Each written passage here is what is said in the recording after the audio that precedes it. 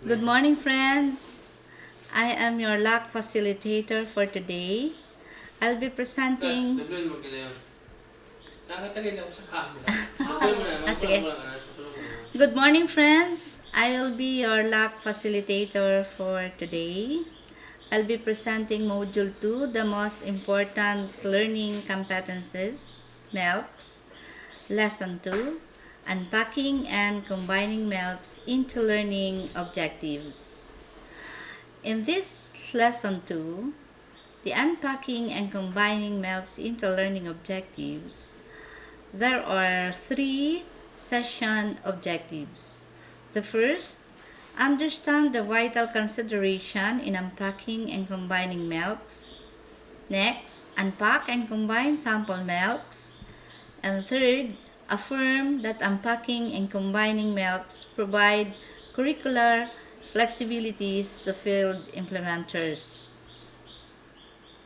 The key topics or concepts is to unpack, curriculum standards, essential learning competencies, content standards, performance standards. The resources required are unpacking and combining the MELCs, your learning areas, original K-12 CG, and corresponding list of MELCs and study notebook.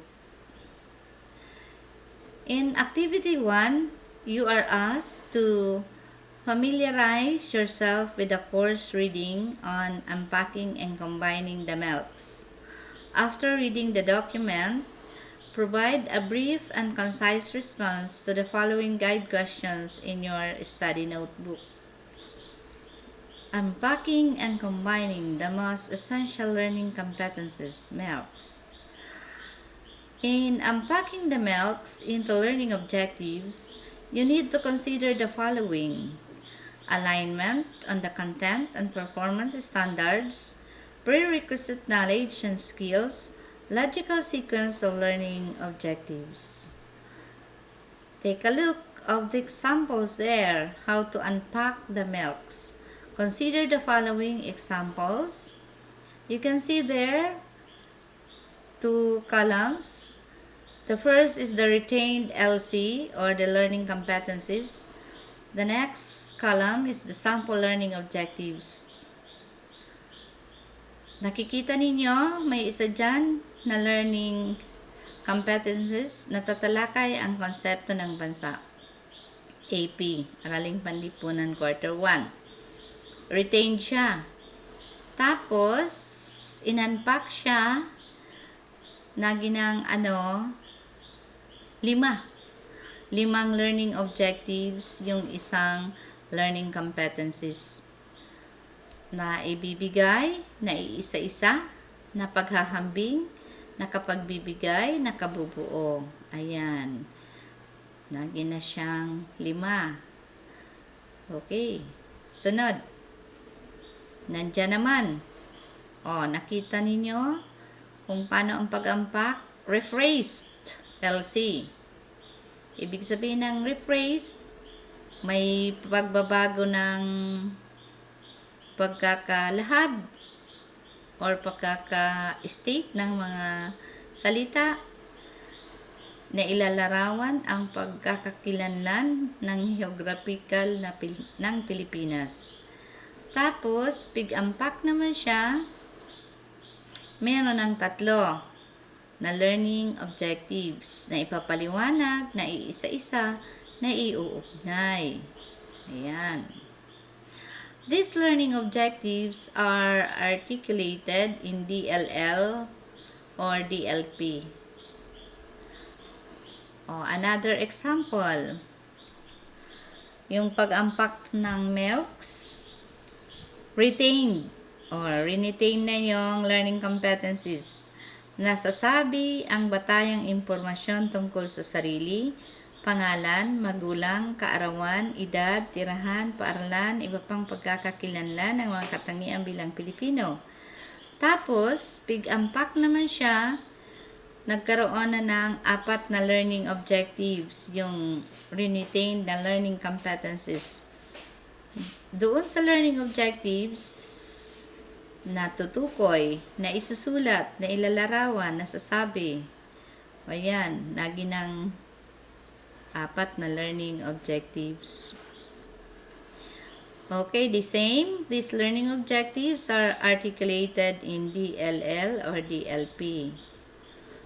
O another example of DLL, DepEd Order 42, Series 2016. Nakapaloob doon yung MELC sa taas. Susunod, objective, content, learning objective, procedure, remarks, and then reflection. Ito na ang bagong format ng ating lesson plan. Tinawag na DLL because it's daily lesson. Lab.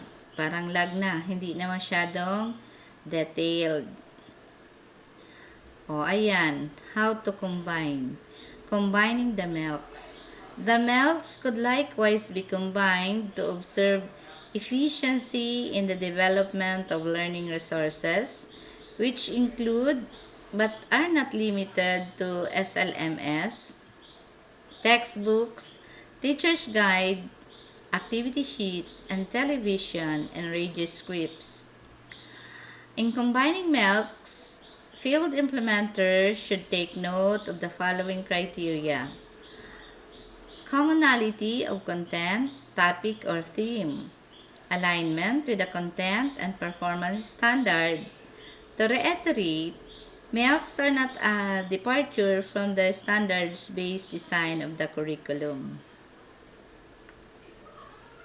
Okay. Another example, how to combine the MELCs. Nakikita ninyo dyan kung ano ang nakapaloob sa isang subject na araling panlipunan. Makikita ang quarter, ang bilang ng quarter. And then, hindi nawala yung content standard, performance standard, the most essential learning competencies, duration, and then the K-12 CG code. Ganyan ang gagawin natin, mga kapwa ko kaguro, how to combine the MELCs. Okay. Another example, nandyan na po, makikita ninyo. Kung paano yan i-combine natin. Okay, combining the MELCs. As seen in the tables, out of the 6 MELCs identified for Araling Panlipunan 1, Quarter 1, MELCs 1 and 2 and 3 and 4 are related and manifest a common content or topic. Personal identity for the first 2, and change and continuity for the latter. The combination of these MELCs do not affect the attainment of both the content and performance standards as articulated in the said quarter. Okay. Let's have a short activity. In activity 1, you are asked if what is the importance of unpacking and combining the MELC. Number 2, what considerations must be taken in unpacking and combining the MELCs? Explain it. And number 3, do all the MELCs need to be unpacked or combined? Why or why not? Get your study notebook. I'll give you 3 minutes to answer the 3 questions, please. Okay. Are you done? Okay, you may check your work. I have here possible answer for the question for activity 1. Okay, let's read again. What is the question for number 1? What is the importance of unpacking and combining the MELCs? The answer is to help us systematize learning activities and effectively address the varying needs of learners and challenges of instructional deliveries. Okay, that's the possible answer. For number 2 question, what considerations must be taken in unpacking and combining MELCs? Well, in unpacking MELCs, we must consider the following: alignment of the content and performance standard. The MELCs are not departure from the standard-based design. We must consider these to achieve a quality teaching output. Second, prerequisite knowledge and skills.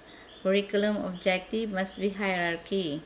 Mastering fundamental knowledge is a must before going to the other level of learning. And the third, logical sequence of learning objectives. We can't give a better learning ideas to our students if our objective is not logical sequence. And do we need to unpack all the MELCs or combined? The answer is no. Because if it is considered vital or important, you must retain it. Okay, that's for activity 1. Perfect score. Congratulations, you have finished activity 1. And now, for activity 2, okay, the time duration is 50 minutes. Okay, we are going now to apply what have you learned from this short session. In activity 2, the first, you are asked to form a group of 4 members within your LAC, preferably with fellow teachers in your respective learning area. Second, using the curriculum guide and a list of MELCs, choose MELCs in the first quarter and unpack these into learning objectives. And next, each team will present their unpacked learning objectives. Discussion and processing will follow each presentation. Suggestions and insights from each group will be considered in enhancing the learning objectives. Okay, repeat the process, but instead of unpacking, each team will now combine at least 2 MELCs of their choice. Activity 2 again, group deliberation will be observed in order to arrive at a consensus. Discuss and jot down the synthesis of the presentation on your study notebook. Now, congratulations if you are done. Submit your activity 2 output to your LAC leader. Make sure to keep a copy of your outputs. Okay, very good. Time to do your unpacking and combining the MELCs. Okay, before we end this session, let's have a time to reflect. What was a significant learning for me from today's exchanges? Why I consider this significant, important, and how will I apply what I have learned? Okay, get again your notebook and kindly answer those questions. What was a significant learning for me from today's exchanges? Why I consider this significant or important? And how will I apply what I learned?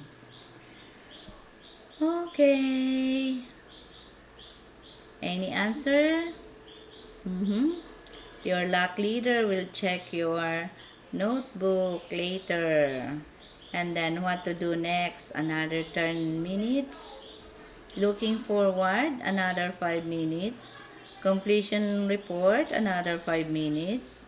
And then LAC form 4, LAC engagement report. This form should be accomplished by each LAC member at the end of every LAC session. Okay, you are asked to accomplish the form 4. Okay, another continuation of form 4, part A and part B. The action plan and then you are requested to provide some information. So, let us help one another in developing learners, not just with the mind of a scientist, but also with the mind, but also with the heart of a missionary. Okay, from Jade O. Alberto. Okay, thank you very much.